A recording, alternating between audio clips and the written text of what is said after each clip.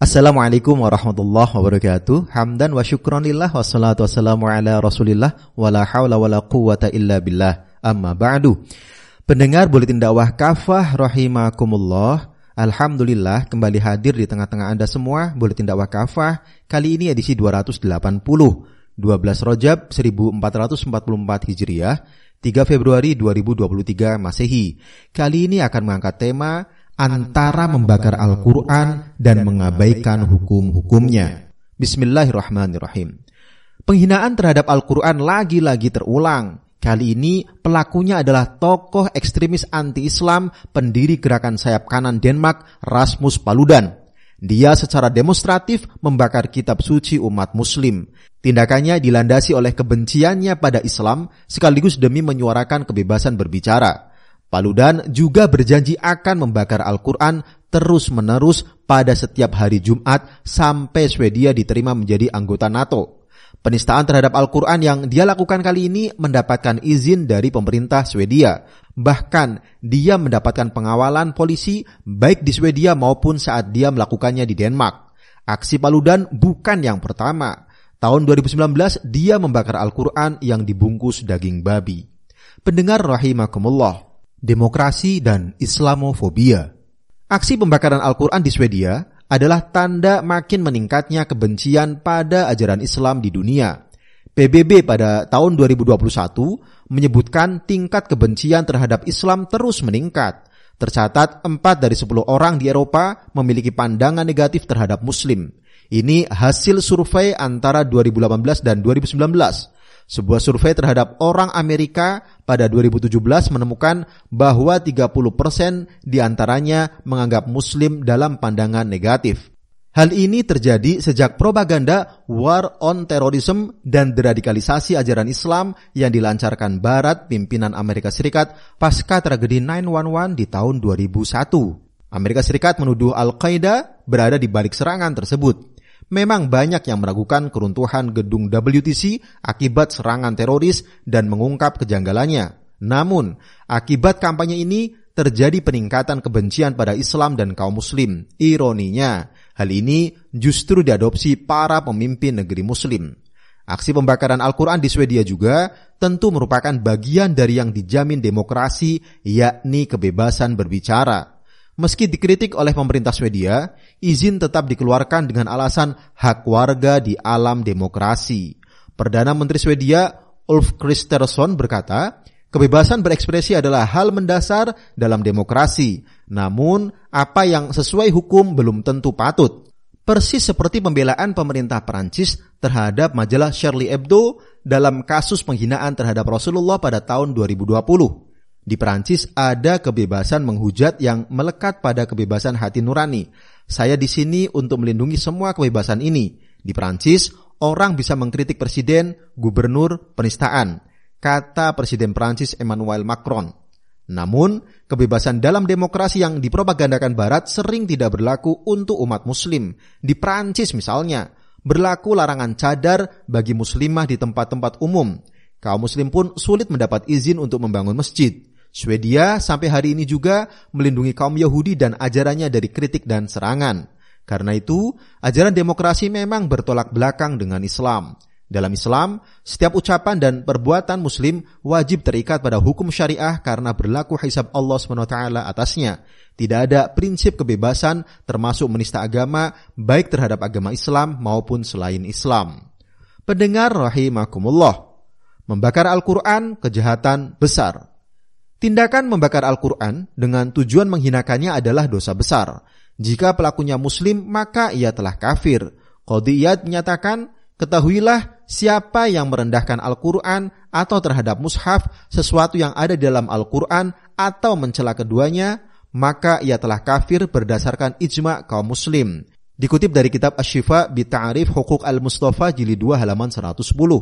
Jika pelakunya kafir zimmi dan orang kafir yang terikat perjanjian dengan kaum muslim, maka tindakannya telah membatalkan perjanjiannya dan hilang pula jaminan keamanan bagi si pelaku sehingga dapat dijatuhi hukuman mati. Demikianlah pendapat dari Imam Asy-Syafi'i. Dikutip dari kitab As-Sarim Al-Maslul ala Syatimir Rasul halaman 13. Terhadap negara-negara kafir yang mendukung dan melindungi para pelaku penistaan Al-Quran, kaum muslim seharusnya memutus hubungan diplomatik dengan mereka, lalu mengancam untuk menyerang segala kepentingan mereka. Dalam sejarah, Khalifah Sultan Abdul Hamid II mengultimatum Inggris dan Prancis yang pada saat itu berkehendak memberikan izin pementasan drama yang menghina Rasulullah Shallallahu Alaihi Wasallam. Pemerintah Prancis dan Inggris pun ketakutan lalu membatalkan pementasan drama itu. Begitulah sikap para pemimpin dunia Islam yang seharusnya bukan bermain retorika tanpa aksi nyata. Karena tegas dalam membela Islam, tak ada satupun pihak yang berani menistakan agama ini. Inilah pentingnya kaum muslim memiliki kepemimpinan layaknya perisai pelindung agama sebagaimana sabda Nabi SAW. Innamal imamu junnah yuqatalu min waraihi wa yutaqabih. Sesungguhnya imam atau khalifah itu laksana perisai. Orang-orang akan berperang di belakangnya dan berlindung kepada dirinya. Hadis riwayat Al-Bukhari dan Muslim. Pendengar rahimakumullah, mengabaikan hukum Al-Quran. Sampai hari ini kaum muslim masih meyakini bahwa penistaan terhadap Al-Quran adalah kejahatan dan dosa besar. Namun sayang, banyak yang belum menyadari bahwa mengabaikan hukum-hukum Al-Quran juga merupakan kemungkaran dan dosa besar. Allah SWT mengingatkan siapa saja yang enggan berhukum pada Al-Quran. Dalam Quran Surah Al-Maidah ayat 44, A'udzubillahi minasyaitonirrajim, wa man lam yahkum bima anzalallahu faulaika humul kafirun. Siapa saja yang tidak berhukum pada apa yang telah Allah turunkan, mereka itu adalah kaum kafir. Setelah mengimani Al-Quran, setiap muslim dituntut untuk melaksanakan hukum-hukumnya. Jangan seperti kaum Bani Israel yang mengabaikan hukum-hukum yang terdapat dalam Taurat sehingga Allah menyamakan mereka seperti keledai yang membawa buku. Allah SWT berfirman dalam Quran Surah Al-Jumu'ah ayat 5, A'udzubillahi minasyaitonirrajim, masalul ladzina hummilut taurata thumma lam yahmiluha kamathalil himari yahmilu asfara. Bi'sa masalul qaumil ladzina kadzdzabu biayatillah wallahu la yahdil qaumadz zalimin. Perumpamaan orang-orang yang dipikulkan kepada mereka Taurat, kemudian mereka tidak memikulnya, adalah seperti keledai yang membawa kitab-kitab yang tebal. Amatlah buruknya perumpamaan kaum yang mendustakan ayat-ayat Allah itu. Allah tiada memberi petunjuk kepada kaum yang zalim. Tema ayat ini memang berkaitan dengan kaum Yahudi. Namun, ayat ini juga berlaku untuk siapa saja.